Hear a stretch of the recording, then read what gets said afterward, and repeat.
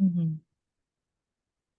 So I'm going to share with you, like first I'll like to show you briefly about what this course is about. Mhm. So what's my intentions? What I expect from this discussion? So Yeah. can you see this slide I just shared? Mhm. Yeah, so this is like a course in uh, leadership studies. It's a Mhm. PhD program. It's called ALEC 866 course, and it's called Leadership and Diversity. Mhm. And the specific project I'm working on is Diversity in Action project. And I did choose the South Sudanese community in the United States as my study targets because I didn't really have like adequate information about this community. So that's why I did decide Mhm. to work on them. Like a lot of people ask me, like how much I know about the population outside Ethiopia, Mhm. especially like the South Omo for Ethiopia or where I come from, Hawassa, the Mhm. South nations and nationalities. There are a lot of people who don't understand that Ethiopia is a diverse country, Mhm. especially the South Omo and close to South Sudan. Ethiopia have a lot of issues in relation to development Mhm. coverage. So really, I didn't have adequate information. So when I keep learning, then I end up like knowing about South Sudan. Mhm. And then after I came to Nebraska also, I Yeah. met with Professor Mary Willis. You might know her. She used to work with the Sudanese community after they arrive here. And Mhm. she is helping them like with the different kind of things, especially legal support and Mhm. also helping them get settled here. So I think I have your name correct. So is it like Yankur? How do you Yeah. pronounce your name? Yeah. Nyankor.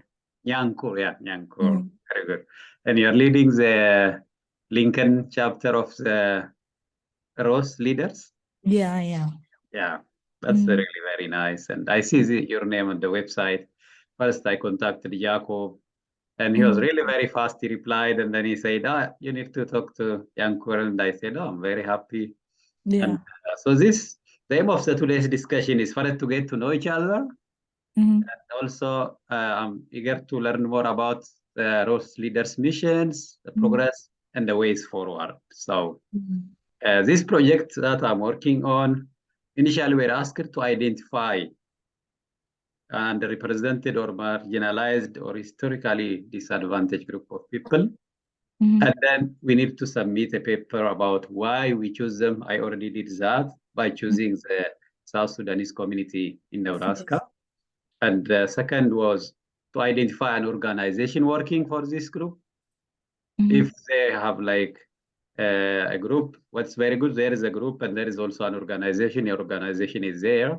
So I did target your organization as serving the South Sudanese community. And Mhm.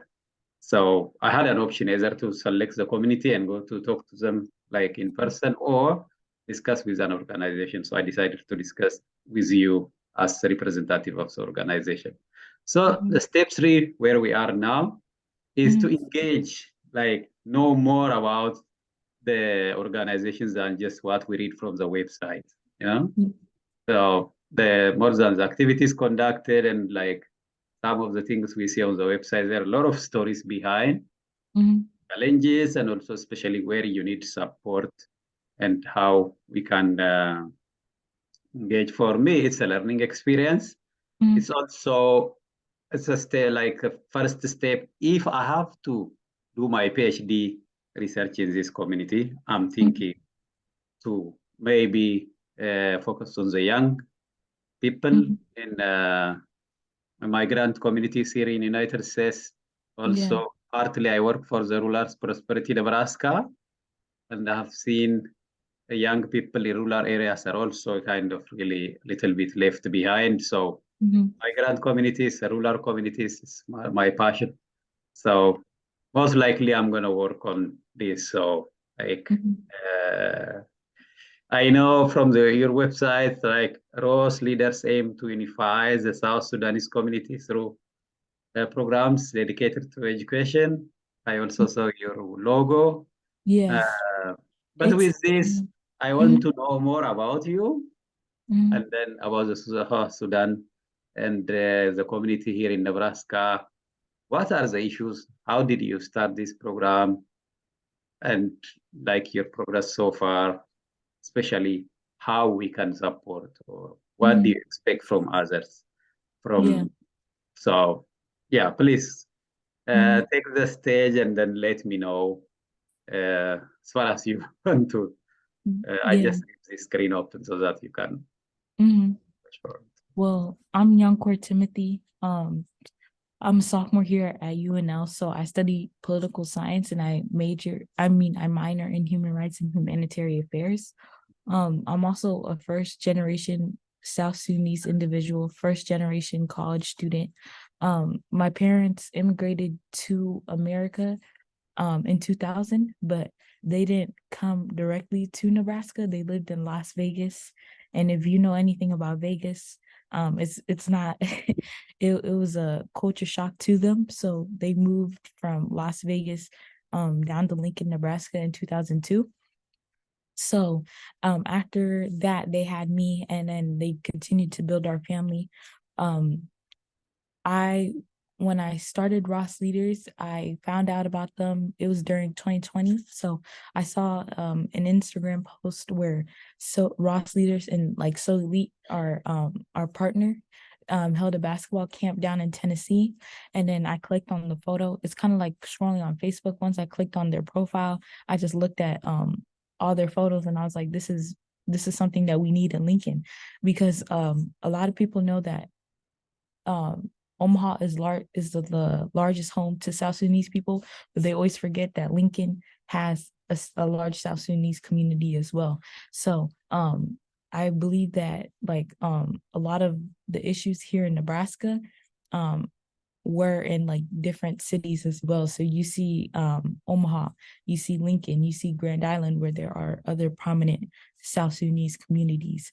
A lot of things that we struggle with in the community is like there is always like a disconnect between elders and the young ones, just because the young ones here were raised in both their Sudanese culture and American culture, whereas the adults, they just know Sudanese culture. So when they came here, I don't think they knew how to support their kids living lives, two cultures. So there's just been a lot of disconnect between elders and the youth.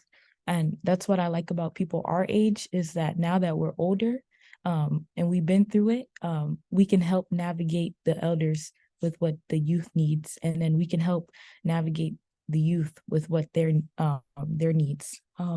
About South Sudan, so South Sudan, I think there's this big misconception that South Sudanese people just started to pop up, but there's always been South Sudanese people. We just never got a title and our independence until July 9, 2011.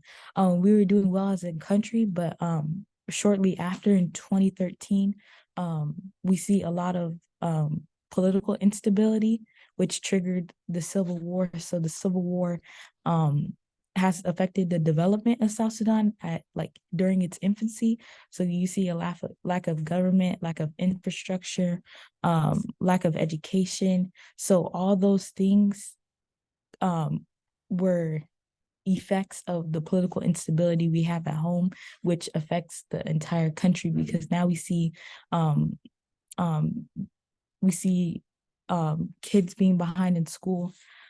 We see a lot of global health issues that take place in South Sudan, but I don't like to focus on the negative things, because I think the world around us, like other countries, already view South Sudan as a bad place, but it isn't. We just had a bad start, and I don't think the bad start should define who we are, because a lot of South Sudanese people here in America, they've been doing a lot of things. Like two industries that were prominent are in sports and the beauty industry. If you look at sports, the biggest one is basketball. And when I think of people who played basketball, I think of Manute Bol. We have Wenyen Gabriel who plays on the Lakers as of right now, but they've been leading by example, and I think that's good for the young ones because they by the way they carry themselves, they see the importance of being by their South Sudanese heritage as well as navigating through America.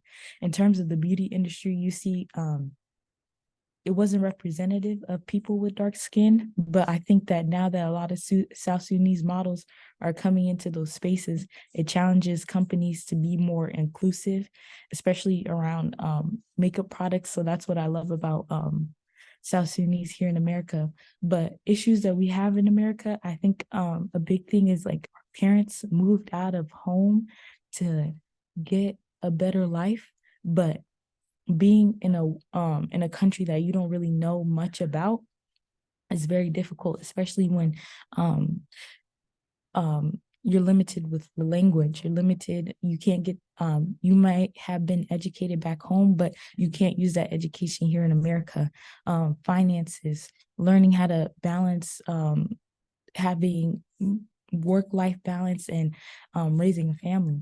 A lot of our parents are at work from when they drop us off at school till like 9 p.m. So it really affects what goes on at home. So I think that's like one thing that's beautiful about Ross is we provide a community around the kids. So what they might not get at home, they could get at Ross. I think here in Nebraska, kind of going back to why South Sudanese came in the US, most of everyone left home because of war. So they're doing, I think a lot of our parents are doing the best they could with what they have.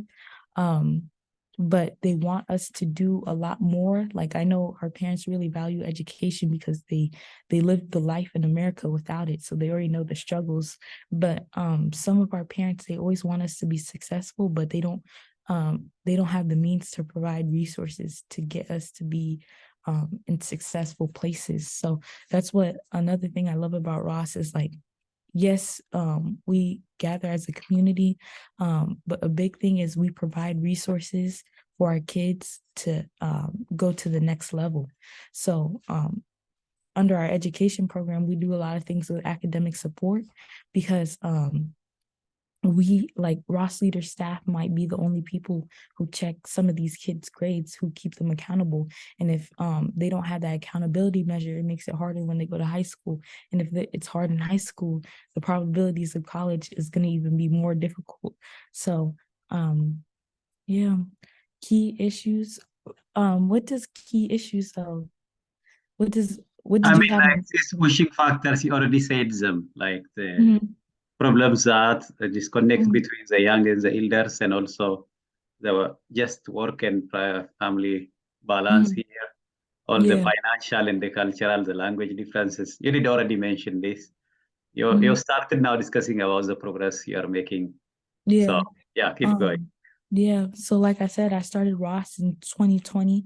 We couldn't really do much because of the pandemic. So when we first started, our first program was in October 2020. We held an after school club at Ever Elementary, and we started off with 5 kids. So every week when those 5 kids came in, we did homework and then we did a recreational activity. Um, and it began to blossom in February 2021. Well, actually March 2021, we held a basketball clinic, and that was the first thing that we could do that COVID didn't really restrict. It was kind of like open to all the kids in the city. So we partnered up with Omaha. They came down, they brought some of their kids. So all the kids that night, they did a basketball workout.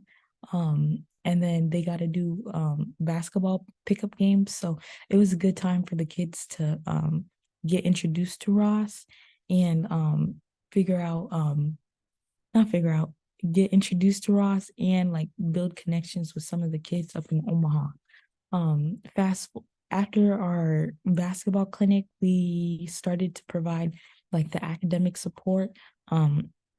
once a week at Willard Community Center. So it was open to all kids of all ages, whoever wanted to come. We served dinner. We had activities set up, fun activities for the kids to bond over. And we provided tutoring. And then in summer 2021, we were the first chapter to start hosting summer programs. So we had 3 days dedicated.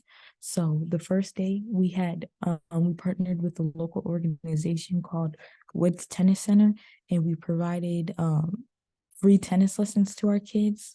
The second day of the week was specialized sports day. So each week we introduce our kids to different sports because we wanted to see if some of them gravitated towards like soccer, football, kickball, things like of that nature. We wanted to see what we could do outside of basketball, but our kids they still like basketball.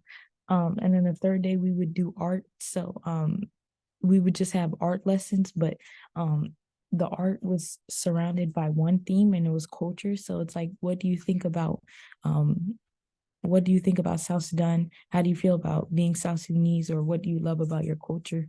So our kids will learn how to paint. They did photography. They did paint photography. They did clay. So they got to explore different areas of art. And then for like for fall 2021, 2022, and then what we do during the academic year is academic support. But a lot of the big things we do in Ross are during the summer. So this summer 2022, we had 2 days of program. So we did track and field day, and we also did art. But this time we got different community members like Mohammed and Khalifa to lead the art program, and they did a better job of emphasizing the cultural curriculum that we wanted. We also host events. So this past summer we got to do a college tour, and I think that was very special to the kids because a lot of our kids don't have the opportunity to travel outside of the state with their families. So this college tour, we went to Chicago. So we got to tour 2 schools. We went to Northwestern and UIC. And I think bringing our kids out of Nebraska and showing them what life could look like if, they work hard and they do what they need to do during the academic year proved it, and it was just a good time. So I think the biggest highlight of our year was going on that college tour, because after that tour you see the kids motivated to do better, because it's very hard to have a vision of what you want to do if you don't step outside of your comfort zone. And then we also host different community events. So if you don't know, Ross Leaders has 3 chapters. So we have one in Omaha. That's where it started. It started in 2019. We have one in Lincoln. It started in 2020. We have one in Manchester, New Hampshire. So that started in 2021. So you see every year a new city was brought up by Ross. So that kind of shows that Ross has progressed so fast. And we haven't even hit 5 years yet. There's this fact that a lot of nonprofits fail within the first 5 years, but if you see the development of Ross and how many kids are involved, how many staff are involved, the programs we put out, how it's benefiting our kids, I don't think Ross is going to be a part of that stat. Yeah, and Ross Leaders in 2022 we partnered with Winnie and Gabriel. So they did a camp back in South Sudan. So they did a 3-day camp. They welcomed all the kids in the city. I think it was a good opportunity because Ross has an underlying message, a long-term message that a lot of people don't understand. We do what we do because we want to be an asset to the community. We're just a platform that wants to amplify those who are going to come after us. So in a way, these kids don't know that like Lincoln kids don't know they're connecting with Omaha kids, they're connecting with Manchester kids, but in the future, those are the connections they need, because it might not be our parents that are fixing South Sudan. It might not even be my generation that's fixing South Sudan, but it's going to be them. So teaching them like our pillars like education, education, cultural engagement, and overall wellness.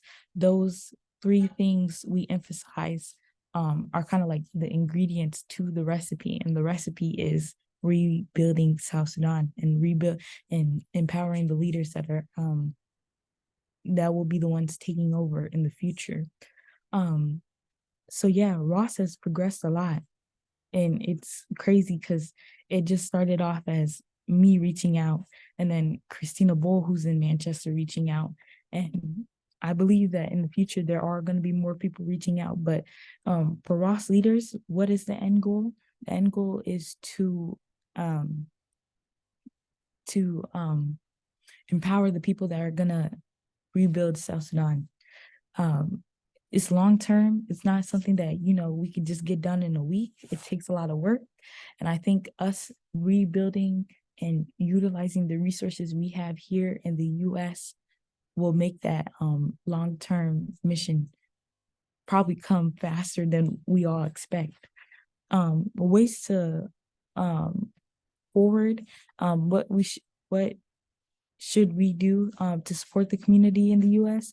A lot of people, in my opinion, there's two ways to support the community in the US, especially with Ross, is to get involved by showing up to events, by getting your siblings, your kids, your cousins, anyone who's in the youth involved, because a lot of the programs we have are beneficial to anyone. And it's not even within the South Sudanese community. Ross might have been born in the South Sudanese community, but we welcome everyone of all backgrounds, of all ages. So to support the community in the US is to get involved, or if you can't get involved, financial help is also encouraged, but we know that involvement is pretty big. To connect with Africa, I think Ross Leaders is already doing a good job of connecting with Africa. Like this past summer when they brought the camp to South Sudan, I think that highlighted hope and what we can do in the future, because hearing back from the reviews, like that was the biggest thing that was happening during July, was the Winnie and Gabriel camp. So I think people finding the hope and excitement in that shows that like we will progress as a community. And I kind of said to support Ross, but to support Ross is to support the community in the US and in Africa. So yeah. Did you have any other questions? I think one or two questions. The first question is like, what challenges, like a big challenges, did you face? And the second one is, what does it look like mixing with South Sudanese and the local Nebraskans? How is that going on? Just comment on these two. And then maybe third question is later, like me and you, like I also want to engage like on ongoing programs you have here, because I also have youth training programs. I come from academic background in Ethiopia. I'm a teacher in a university. I've been to 10 other countries. Now, I'm in 10th country now. I've been in Europe a lot of years, and I also would like to support and figure out if I also need to conduct research with your youth group, because youth is my major priority. So maybe we'll discuss that. Would be the third question. But first thing is like the challenges. Second thing is how do you mix with the local Nebraskans? And then the third is me and Rose and your team working together. Challenges, what, like starting up, Ross?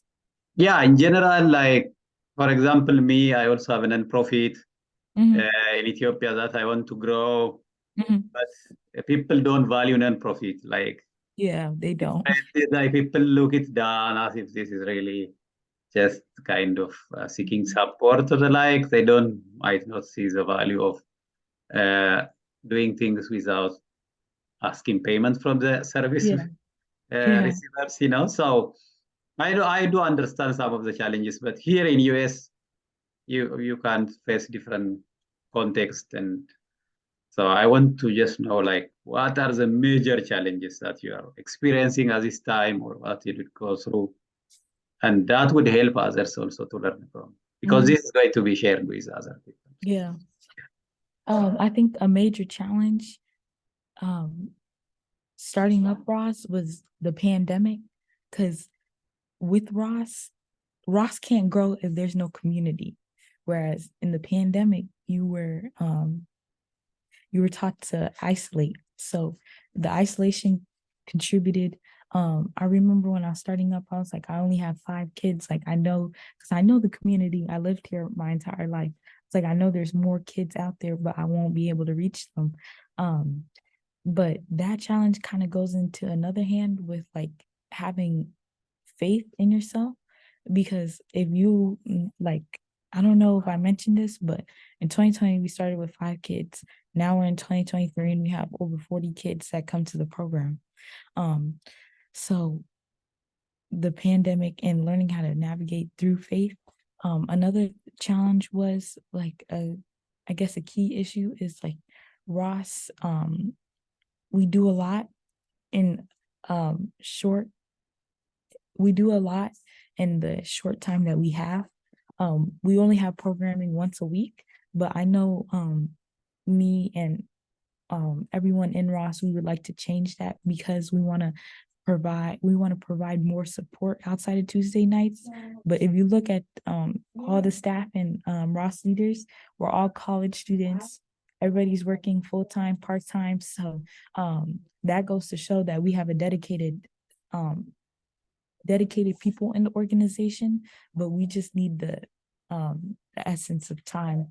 Another challenge, I guess, like this is the big one, is transportation. We realize how difficult it is for parents to drop off their kids, because most of the time they're at work, or while we have programming, that's when they get off of work. So we want to be able to provide needs that fit the parents and the kids, but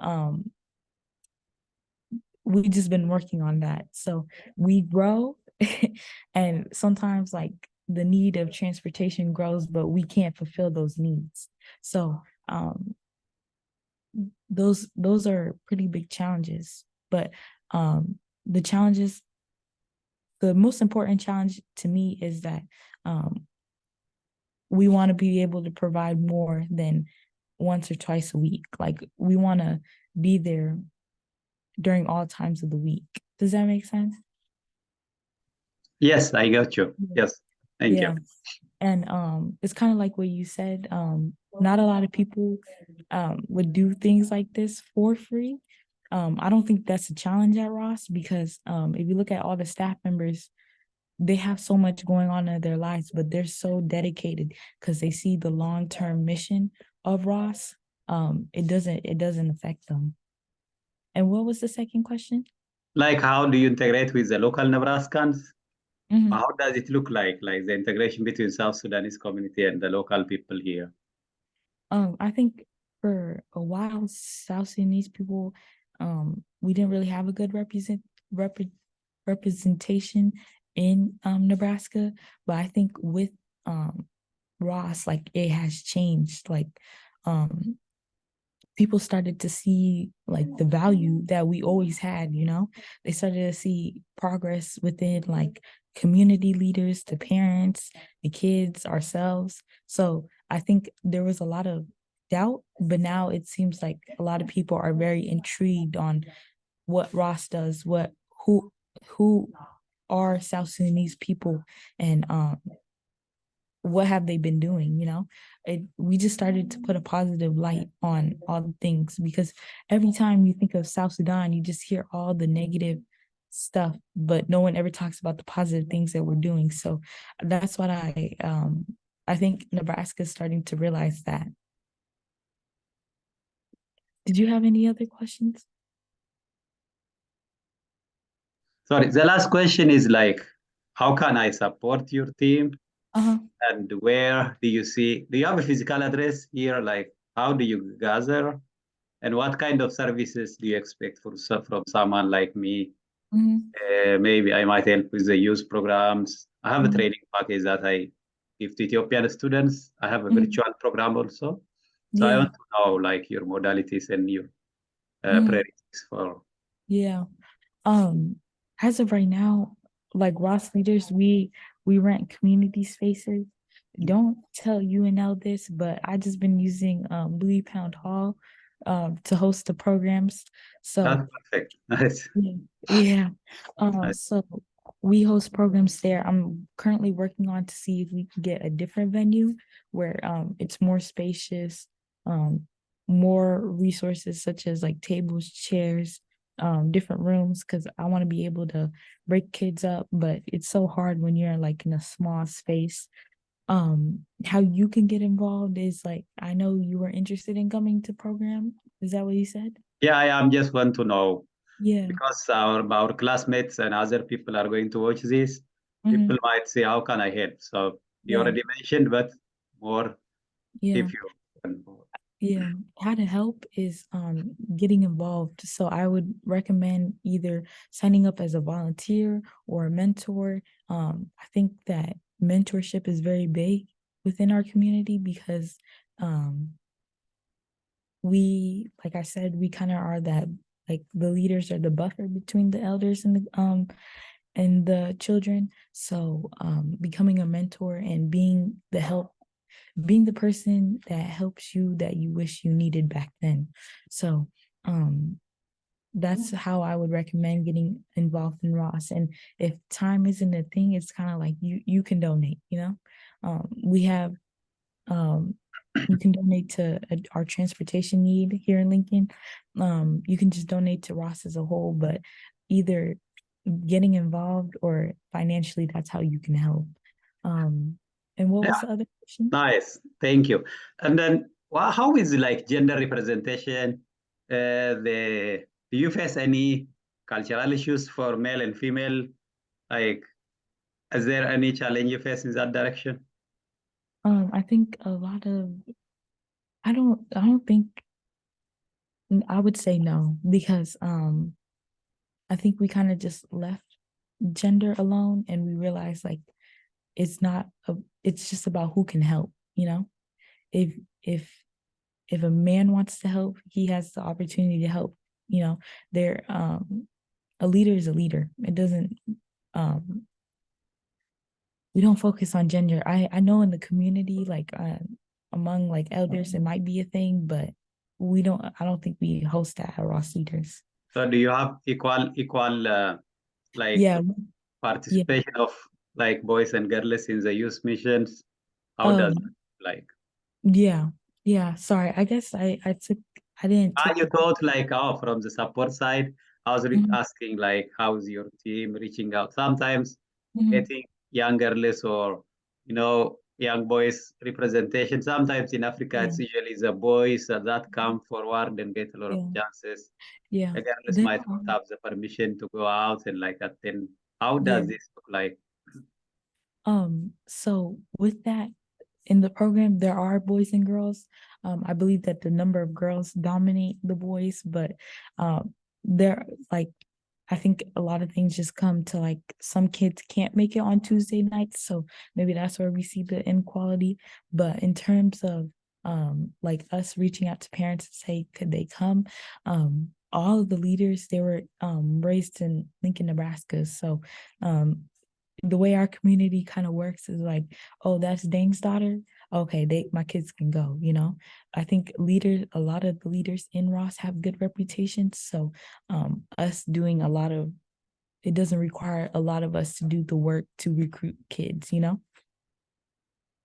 It's a Very, it's a lot thank of you. communal trust. Oh, very nice. Now maybe I'll ask you finally about your career ambitions. You're studying political science. Mhm. So should we say like Yankur is going to be like prime minister in South Sudan? I'm not I'm not sure. I'm not What's sure your about plan? What's your long-term plan? my long-term plan. I would like to be a lawyer and I would like to Oh, have my nice. own. firm. Yeah. I don't know what area of law that I would like to do, but I just know I would like to be a lawyer. I plan on going to law school, and I want to do a dual program. So I want to be able to study human rights and get Nice. a JD as well. So a program, one program that has that is Northwestern, but I'm still a sophomore, so I still got time. Nice. I would Yeah. recommend, I'll connect you with one of my classmates. Her name is Shannon. She's finishing her master's, Mhm. I think, in law. And Yeah. I think she can be a very good contact Yeah. to just reach Thank out. you. I appreciate So that connection. thanks so much for your time. And I'll let you know. I'll send this record to my professor and we'll see if there are more questions. We'll reach out to you. Mhm. Maybe I'll come and see one of your events in person. Yeah.